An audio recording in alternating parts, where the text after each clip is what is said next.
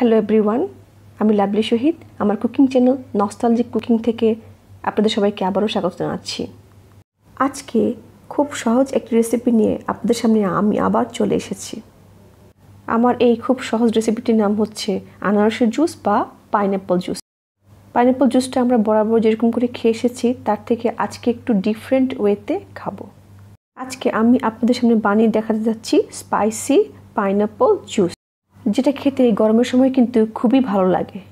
তাহলে চলুন দেখে নেওয়া যাক আমার স্পাইসি পাইনঅ্যাপল জুস রেসিপিটির উপকরণগুলো এক নজরে।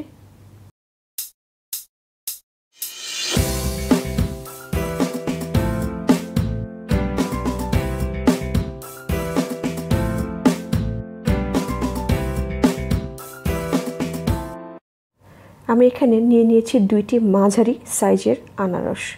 আনারসের খোসাটা খুব ভালো করে কেটে নিয়েছি এবং চোখগুলো ছাড়িয়ে নিয়েছি। ছাড়িয়ে নিয়ে এরকম কিউব করে কেটে নিয়েছি।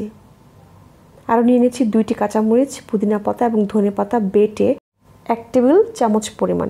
নিয়ে নিয়েছি কিছু গুঁড়া মরিচ, নিয়ে নিয়েছি স্পাইসি বিট লবণ। এখানে বিট লবণের সাথে শুকনো মরিচ একটু মেশানো আছে। নিয়ে নিয়েছি 1 চা চামচ জিরা গুঁড়া, নিয়ে নিয়েছি স্বাদ মতো লবণ। প্রথমে যে কাজটি করতে হবে, এই আনারসের টুকরোগুলোকে একটি ব্লেন্ডারে খুব ভালো করে ব্লেন্ড করে নিতে হবে। তো আমি ব্লেন্ডারের জারে নিয়ে নিচ্ছি আনারসগুলো। আমার 2 থেকে 3 বার লেগেছে 2টি আনারস পুরোপুরি ব্লেন্ড করতে। তো আমি ব্লেন্ডারের জারে নিয়ে সামান্য পরিমাণ পানি দিয়ে নিয়েছি। আমি এখানে হাফ কাপ পরিমাণ পানি দিয়েছি। হাফ কাপ পরিমাণ পানি দেওয়ার পর খুব ভালো করে ব্লেন্ড করতে হবে। ব্লেন্ড যত ভালো হবে জুস খেতেও কিন্তু অতটাই ভালো লাগবে। ব্লেন্ড করার পর এরকম একটি স্ট্রেনারের সাহায্যে ছেঁকে নিতে হবে, কারণ এতে যেন কোনো রকমের আঁশ থেকে না যায়।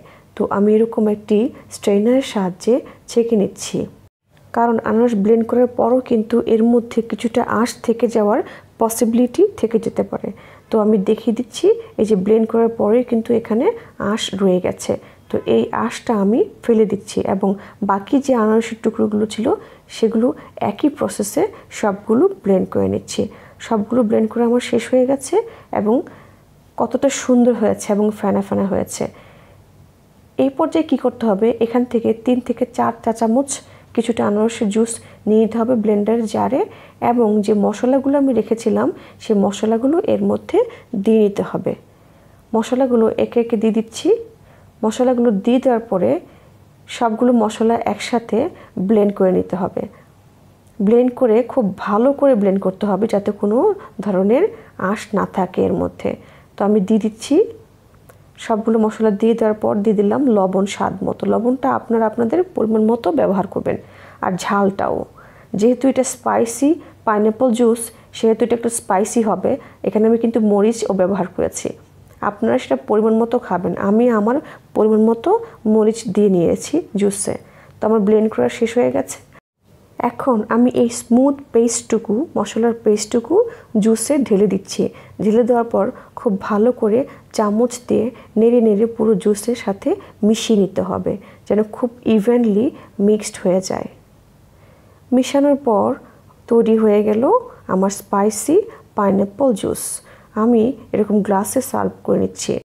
যেহেতু এখন প্রচণ্ড গরম, তাই এতে কয়েক টুকরা বরফ দিয়ে দিলে কিন্তু মন্দ হয় না।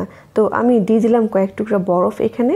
আমার পছন্দ অনুযায়ী আপনারাও আপনাদের পছন্দ অনুযায়ী বরফ দিয়ে নেবেন যতটুকু আপনারা ঠান্ডা খাবেন।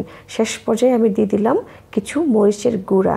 এটা দেখতেও যেরকম সুন্দর লাগছে খেতেও কিন্তু ভালো লাগবে। যেহেতু এটা একটা স্পাইসি পাইনঅ্যাপল জুস সেই জন্য একটু স্পাইসি তো হবেই। তো আপনারা আপনাদের পরিমাণ মতো স্পাইসটা ব্যবহার করবেন। তো হয়ে গেল আমার স্পাইসি পাইনঅ্যাপল জুস।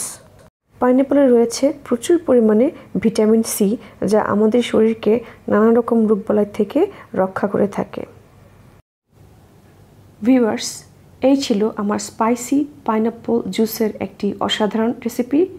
আমার এই ভিডিওটি যদি আপনাদের ভালো লেগে থাকে তাহলে ভিডিওতে একটু লাইক দিবেন, কমেন্ট করবেন, শেয়ার করবেন এবং আমার চ্যানেল নস্টালজিক কুকিং সাবস্ক্রাইব করবেন এবং সাথে থাকা বেল আইকনটি প্রেস করতে ভুলবেন না।